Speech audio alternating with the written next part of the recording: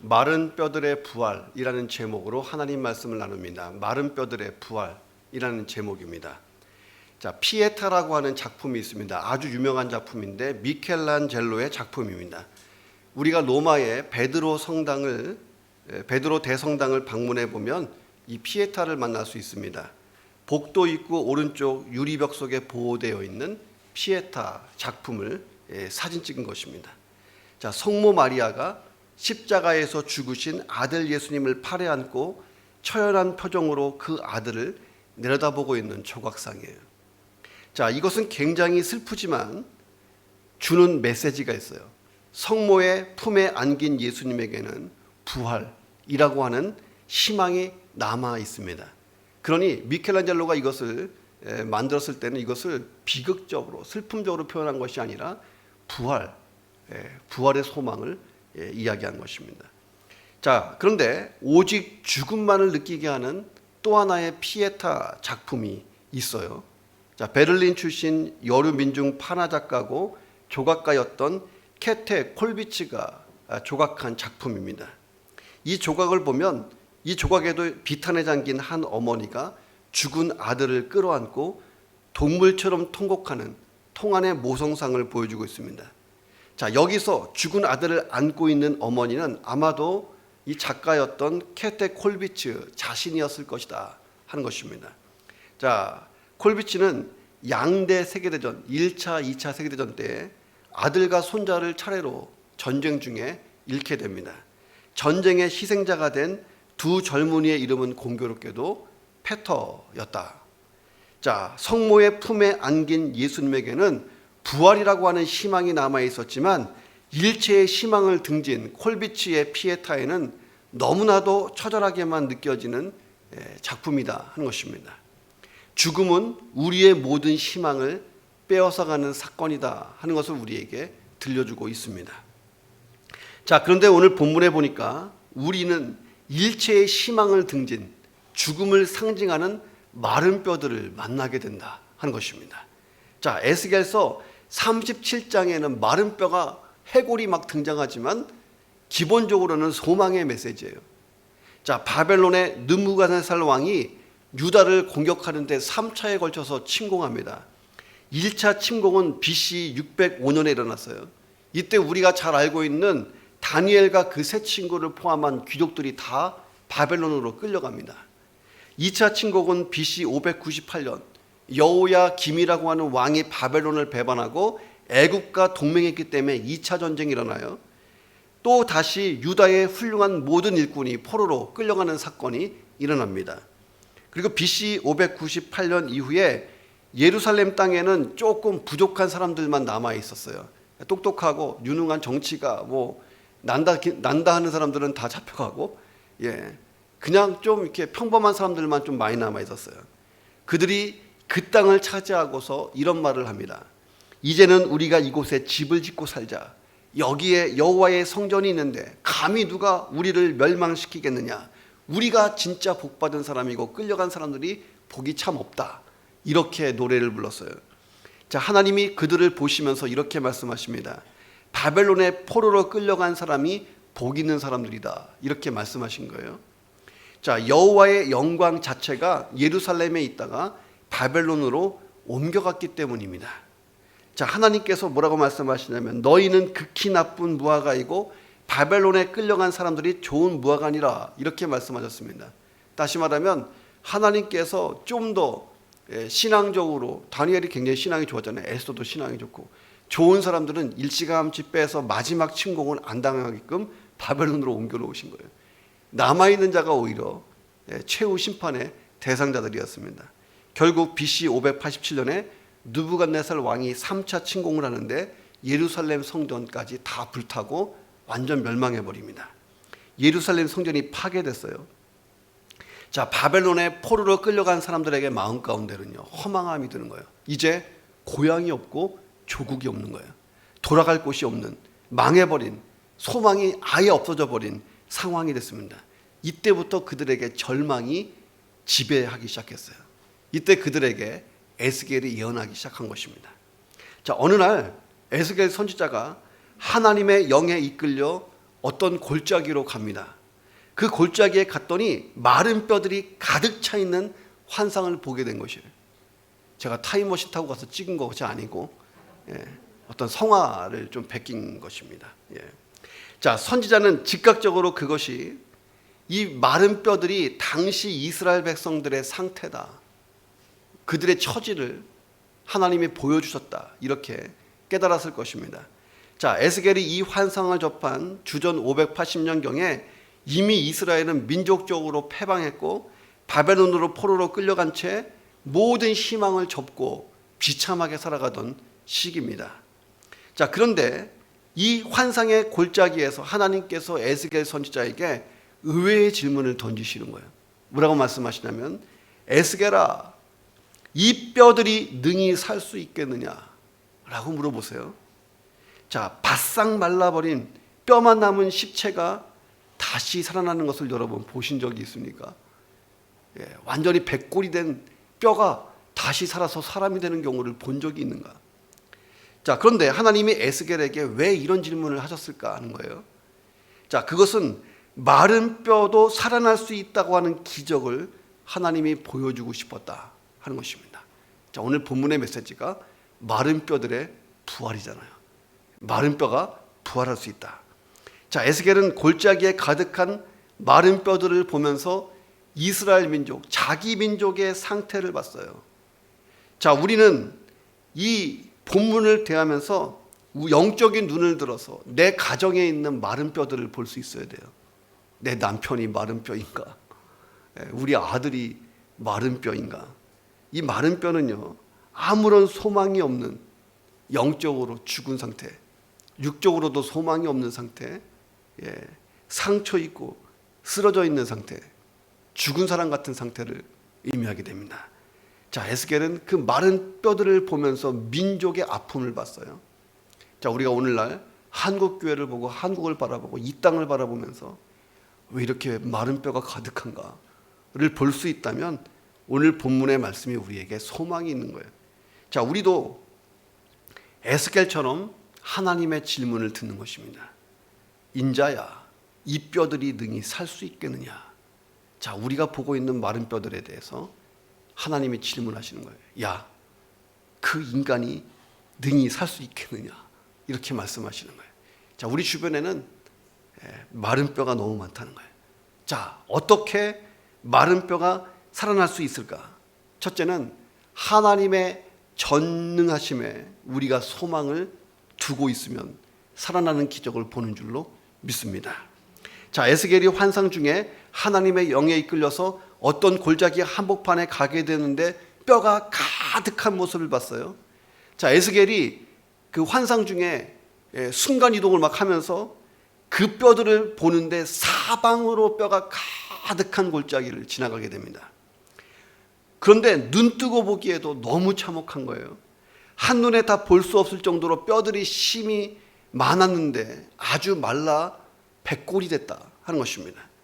자, 하나님께서 이 마른 뼈들이 능히 살 수 있느냐 물으시니까 에스겔의 심정이 어땠을까를 한번 상상해 보라는 거예요.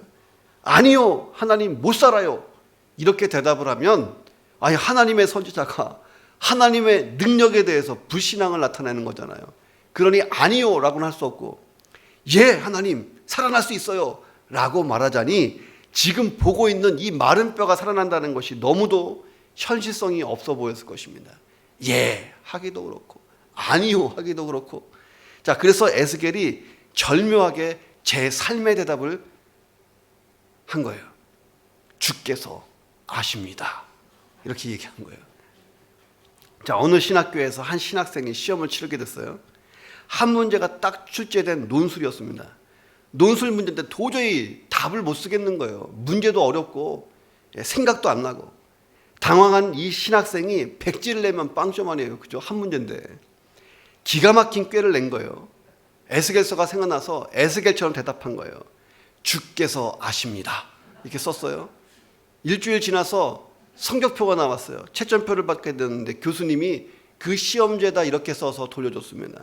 주님은 100점, 학생은 0점 이렇게 했다는 거예요.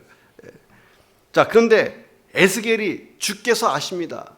자, 이렇게 대답한 이유가 뭐이겠는가 하는 것입니다.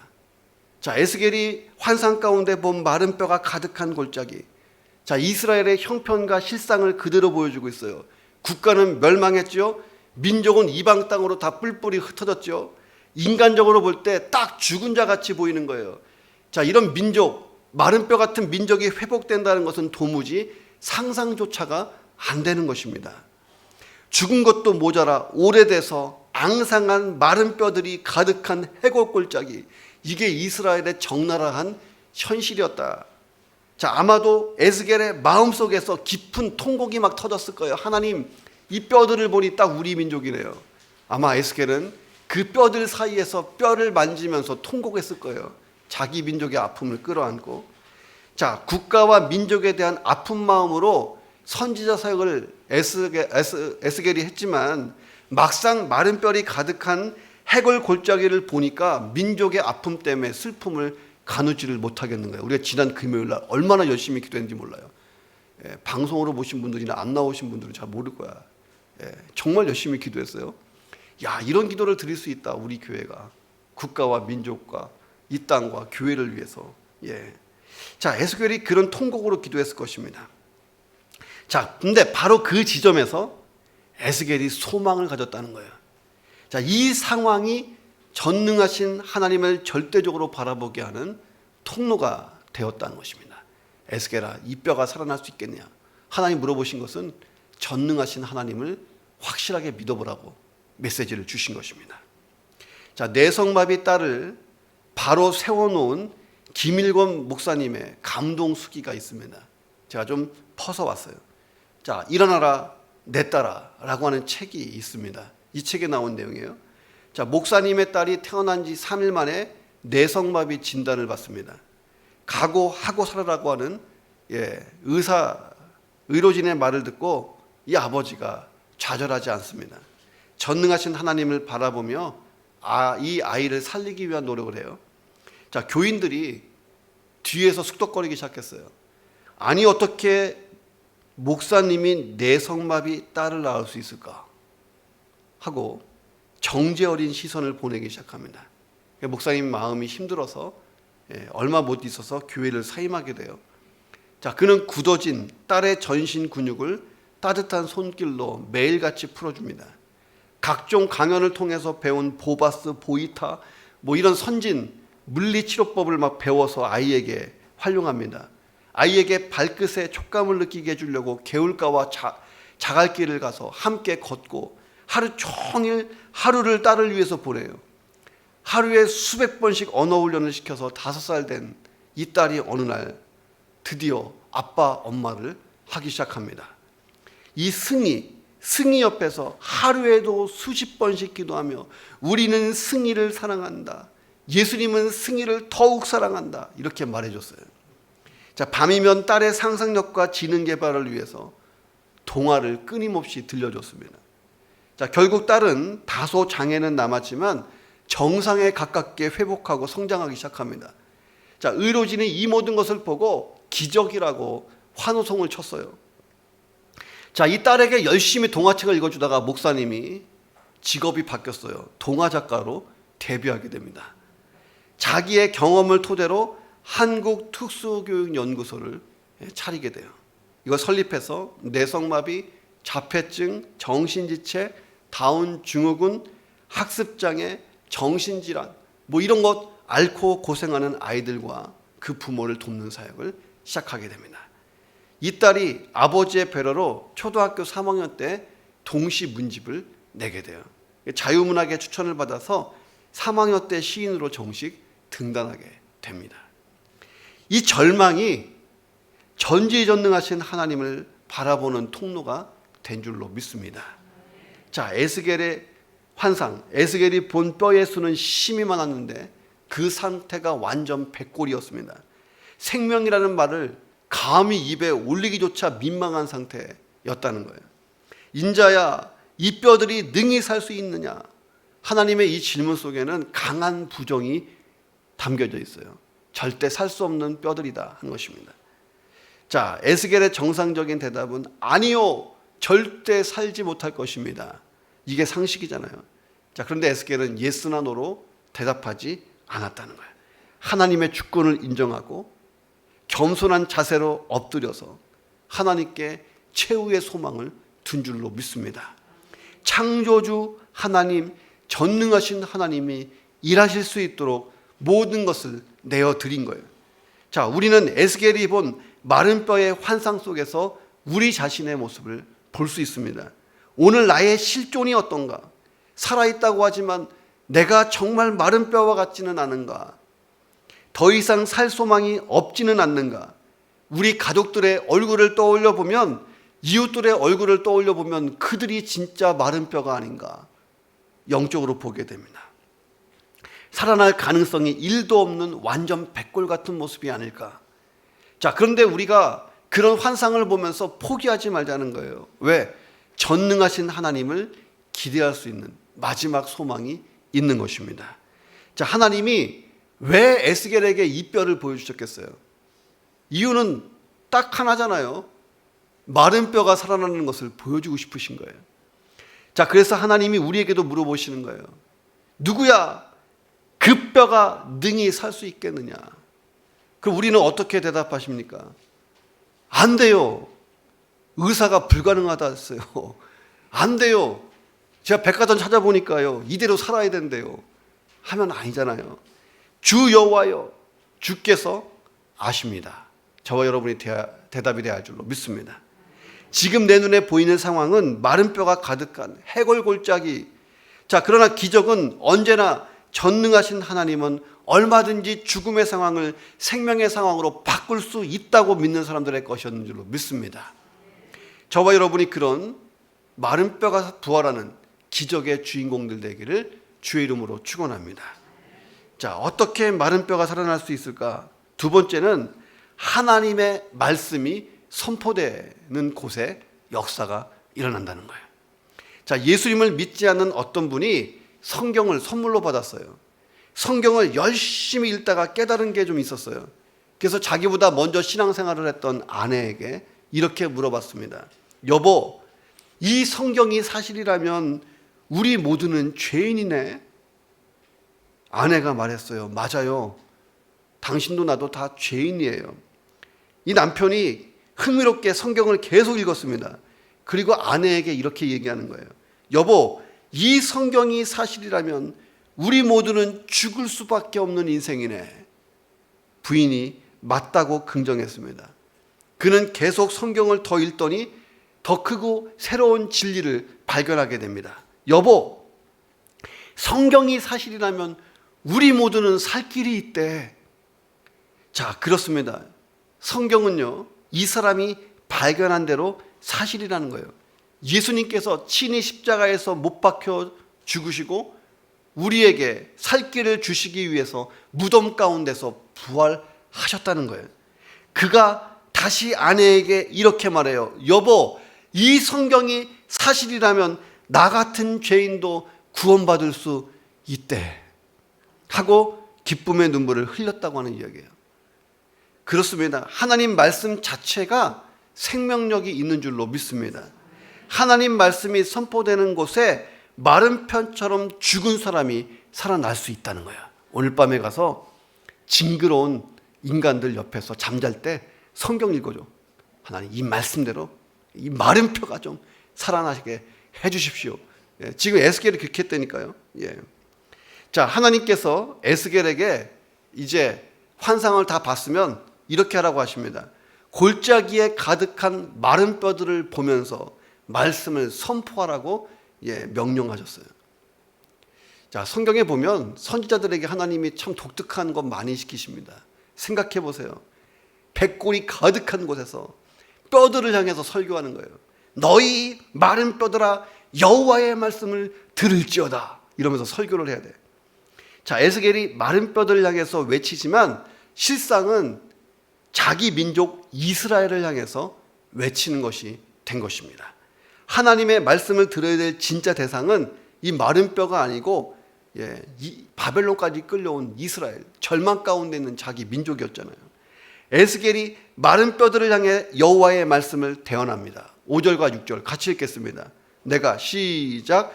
내가 생기를 너희에게 들어가게 하리니 너희가 살아나리라.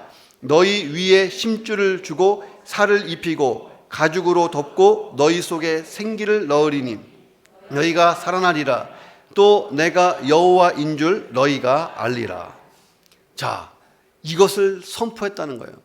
선포하니까 소리가 나고 움직이기 시작합니다. 이 뼈와 저 뼈가 들어맞고 뼈들이 서로 연결되기 시작하는 거예요. 제가 그림을 또 하나 찾았어요. 타임머신 타고 갔다 온 것이 아니고 누가 이렇게 멋진 그림을 그렸어. 자, 골짜기를 가득 메우고 있던 뼈들이 제짝을 찾기 위해서 움직이는데 엄청난 진동이 막 일어났다는 거예요. 자, 에스겔 앞에 가히 형언할 수 없는 입이 딱 벌어지고 있는, 입이 벌어지는 일들이 벌어지고 있는 거예요. 뼈에 심줄이 생기죠. 갑자기 살이 오르지요. 그 위에 가죽이 덮였습니다. 자, 마른 뼈들이 사람의 모습을 갖춰가요. 자, 에스겔의 입장에서 상상 한번 해보라는 것입니다. 자, 여기까지만 봐도 엄청난 기적 아닙니까? 자, 그런데 8절에 보니까 그 속에 생기는 없었더라라고 돼 있어요. 자, 하나님이 보여주시는 기적이 여기까지가 아니라는 거예요. 하나가 더 있다는 거예요. 자, 하나님의 말씀이 또 에스겔에게 임합니다. 9절 같이 읽어봅니다. 인자야, 시작. 인자야, 너는 생기를 향하여 대언하라. 생기에게 대언하여 이르기를 주 여호와께서 이같이 말씀하시기를 생기야, 사방에서부터 와서 이 죽음을 당한 자에게 붙어서 살아나게 하라 하셨다 하라. 자, 에스겔이 그대로 외치자 사방에서 생기가 와서 그들 속으로 들어갑니다. 자, 그랬더니 그들이 살아나서 성경에 보니까 지극히 큰 군대와 같이 일어났다는 거예요. 자, 이 모습을 보면 창세기가 생각나요. 하나님이 최초의 사람인 아담을 창조하실 때가 연상된다는 것입니다. 창세기 2장 7절은 이렇게 되어 있어요. 여호와 하나님이 땅에 흙으로 사람을 지으시고 생기를 그 코에 불어넣으시니 사람이 생명이 되었다. 영혼과 육체가 있는 인격이 되었다는 거예요. 이게 무슨 말이냐? 자, 하나님께서 땅의 흙덩어리로 사람을 지으셨다는 거예요. 흙 자체는 사람처럼 보이지만 움직이지 못하는 죽어있는 흙덩이라는 거예요. 자, 근데 그곳에 하나님의 생기가 불어넣어지니까 살아 움직인다. 그래서 아담이 됐습니다. 하나님의 창조물 중에 마스터피스 아담이 탄생되는 순간이 창세기 2장 7절입니다. 자, 하나님이 에스겔에게 똑같은 말씀을 하시는 거예요. 이스라엘 민족에게 그렇게 말씀하고 있는 것입니다. 내가 생기로 흙덩어리 아담을 살아있는 아담으로 만든 것처럼 마른 뼈같이 죽어있는 너희 민족 이스라엘을 내가 반드시 살릴 것이다. 이렇게 말씀하신 거예요. 자, 죽은 자가 살아나는 것 일반적으로 불가능한 일이잖아요. 자, 근데 주체가 그 사람을 창조하신 하나님이라면 쉬운 일이 되는 것입니다. 인간을 창조하신 하나님이 이스라엘을 다시 살리기로 작정하셨다면 이스라엘은 다시 살아나는 줄로 믿습니다. 자, 그리고 하나님께서 우리에게 이 말씀으로 도전하시는 거예요.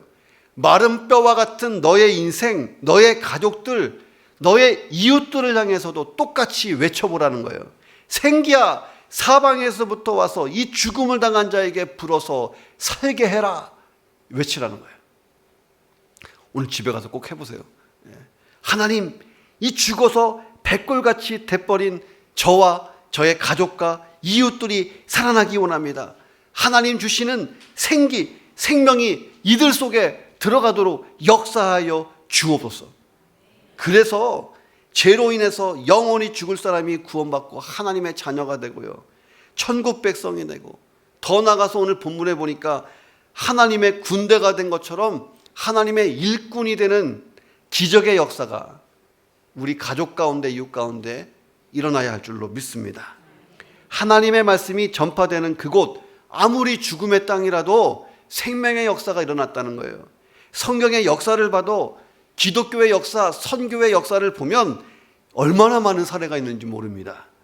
자, 하나님이 말씀으로 세상을 창조했다. 이 말씀으로 세상을 운영하신다. 여러분 믿으십니까? 그러므로 하나님 말씀 자체는요, 창조하는 생명력이 있는 줄로 믿습니다.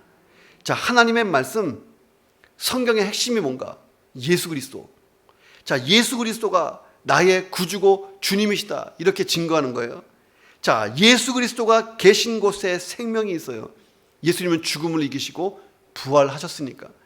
죽음의 땅에 예수 그리스도가 선포되면 생명의 땅이 되는 줄로 믿습니다. 제가 설교자로서 가끔은 애슬개 같은 심정으로 설교할 때가 있어요.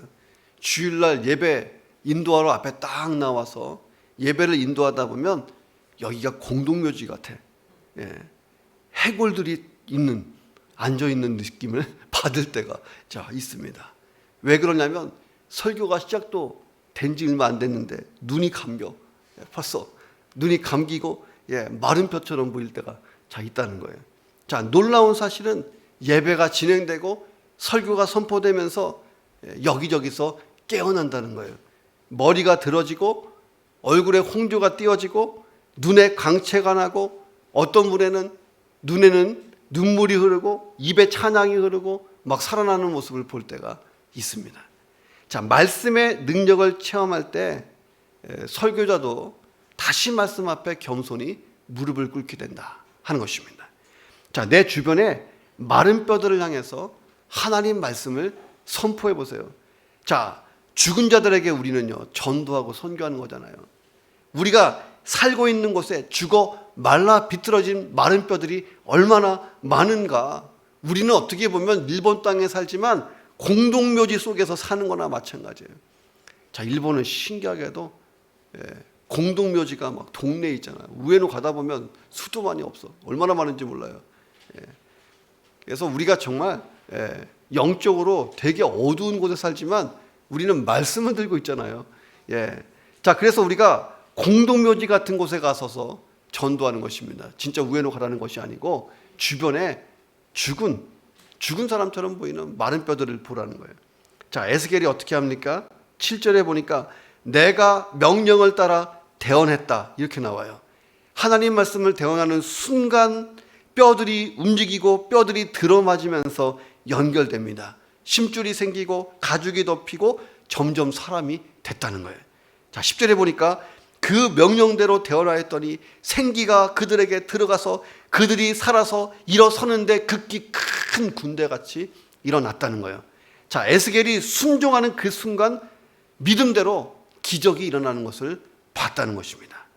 자, 그러면 내 주변에 곳곳에 있는 마른 뼈들을 향해서 말씀을 들고 찾아가서 나와 함께 이 말씀 5분만 읽어보고 이 말씀 설명해주고 이 말씀을 믿으면 너의 인생 바뀔 수 있다. 딱 5분이면 된다. 해보라는 거예요. 복음을 들려주고 마른 뼈들이 부활하는 기적의 역사를 볼 줄로 믿습니다. 자, 내 남편과 아들과 딸들과 내 부모와 형제자매 이웃들이 죽음에서 깨어나는 장면을 보시기를 주의 이름으로 축원합니다.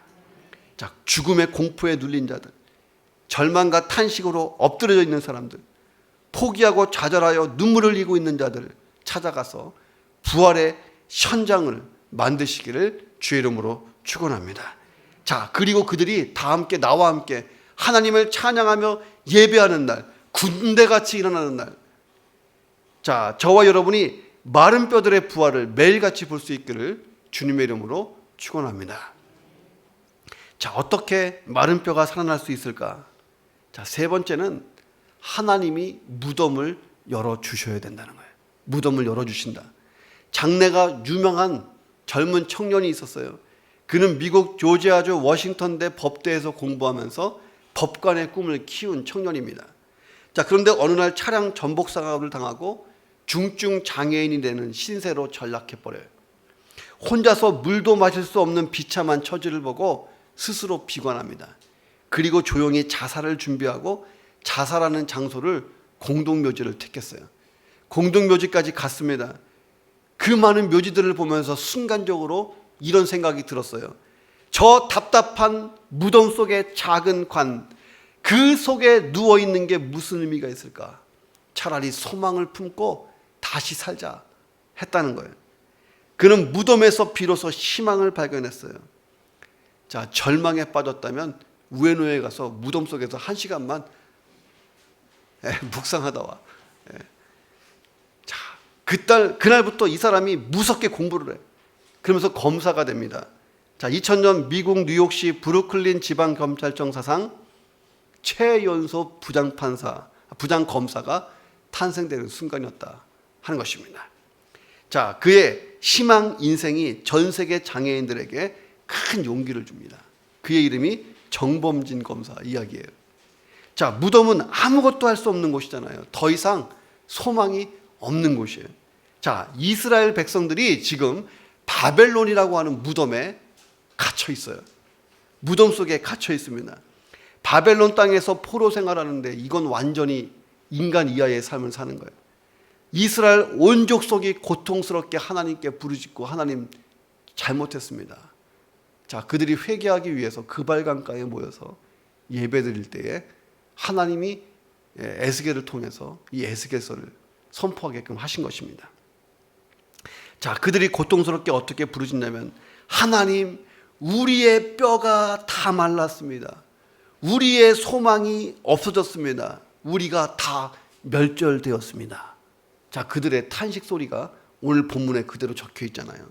이 말이 무슨 말이냐면 우리가 바벨론에 끌려온 지 10몇 년, 20년이 넘어가는데 전혀 변화의 조짐이 보이지 않고 언제 예루살렘으로 돌아갈지 나라는 뺏겼고 이 현실로 인해서 그냥 절망해버린 것입니다.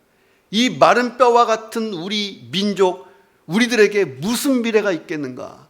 우리는 이방 땅에서 살다가 결국 흔적도 없이 사라져야 되는 것 아닌가? 이 절망 속에 빠진 것. 그때 하나님이 에스겔에게 마른 뼈 같은 이스라엘 백성들을 향해서 다시 한번 이 말씀을 선포하라고 말씀하세요. 이게 12절, 13절입니다. 한번 읽어보겠습니다. 시작. 내 백성들아, 내가 너희 무덤을 열고 너희로 거기서 나오게 하고 이스라엘 땅으로 들어가게 하리라. 내 백성들아, 내가 너희 무덤을 열고 너희로 거기에서 나오게 한즉 너희는 내가 여호와인 줄을 알리라.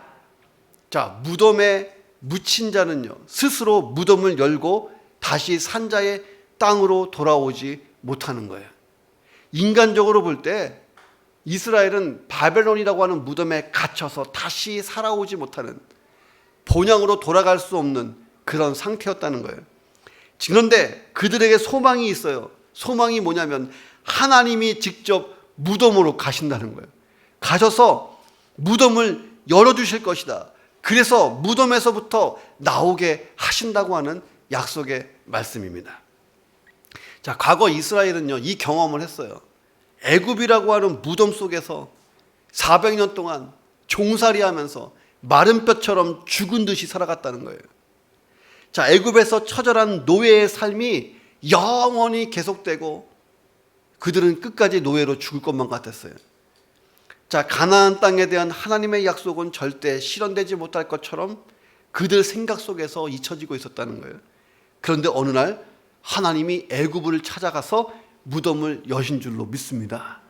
그리고 이스라엘이 무덤을 탈출했고 홍해를 건너서 광야를 지나 가나안 땅, 약속의 땅에 들어간 거예요.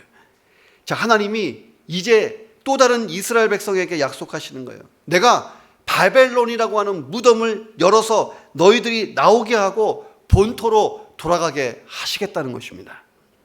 자, 그들도 무덤과 같은 바벨론 땅에서 나와 귀환하게 될 것이다. 성경 역사가 증명하고 있죠.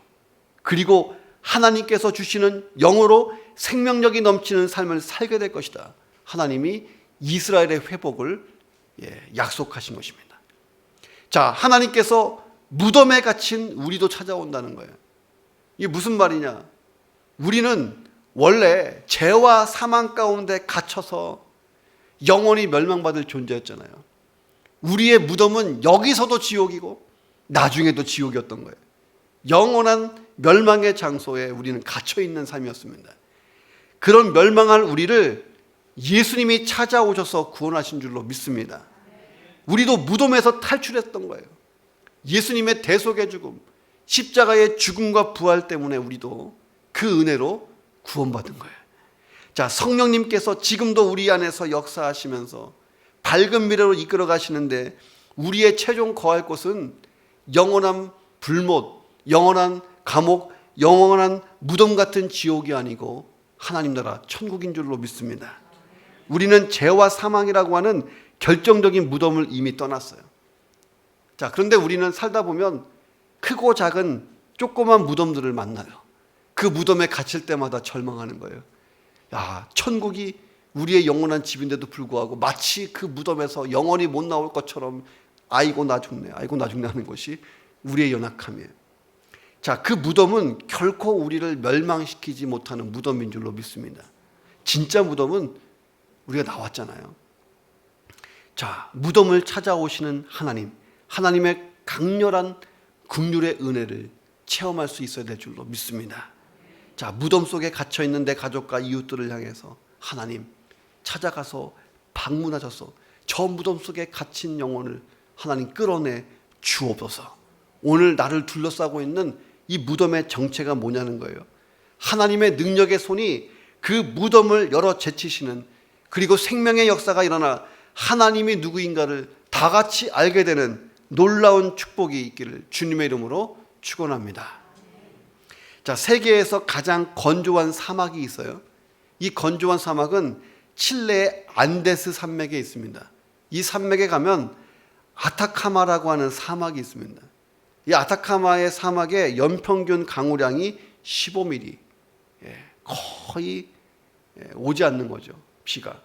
자, 이 사막의 일부 지역은 4,000년 동안 비가 내릴 흔적이 없을 정도로 건조한 곳입니다. 자, 그래서 여기는 천체 관측을 방해하는 공기 중에 구름과 수증기가 전혀 없기 때문에 큰 규모를 자랑하는 전파만 환경 알마가 있는 곳이기도 해요. 천체를 볼 때 여기서 봐. 수증기가 하나도 없거든요. 자, 그런데 2015년 3월 어느 날 선인장조차 자라지 않는 이 불모시에 놀라운 일이 벌어졌다는 거예요. 자, 기상 이변 때문에, 엘니뇨 현상 때문에 아타카마 사막에 마법같이 비가 한바탕 내린 것입니다. 자, 당시 사막 일부 지역에 하루에는 23mm 정도의 비가 꾸준히 내렸다 하는 기록입니다.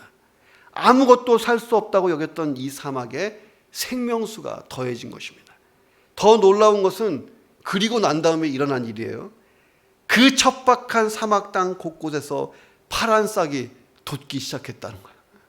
자, 그리고 그 싹에서 줄기가 자라고 꽃망울이 맺히더니 흙먼지뿐이던 사막이 분홍색 당아웃꽃으로 만발하는 장관이 펼쳐지게 됩니다. 지금도 사람들이 이 꽃 보러 구경 가요. 안데스 산맥에. 인류 관측사상 가장 척박한 곳이라고 여겨진 아타카마 사막이 꽃밭으로 변하는 사건이었던 것입니다. 땅을 뒤덮은 수많은 송이꽃 때문에 사막의 흔적조차 보이지 않는 땅으로 바뀌었어요. 자, 우리 인간의 영혼도 마찬가지입니다. 생명이 없는 메마른 영혼에 하나님의 은혜의 단비가 내리면 죽었던 영혼이 새로운 생명으로 아름답게 태어나는 줄로 믿습니다. 오늘 우리가 마른 뼈가 가득한 골짜기, 무덤 같은 생명이 없는 사람들을 영의 눈으로 볼 수 있어야 할 줄로 믿습니다. 그가 나가 아닌가? 내가 백골인가? 아니면 누가 백골인가? 누가 마른 뼈와 같은가? 누구에게 생명이 필요한가? 죽음의 골짜기가 도대체 어디인가를 찾아 나서는 것입니다.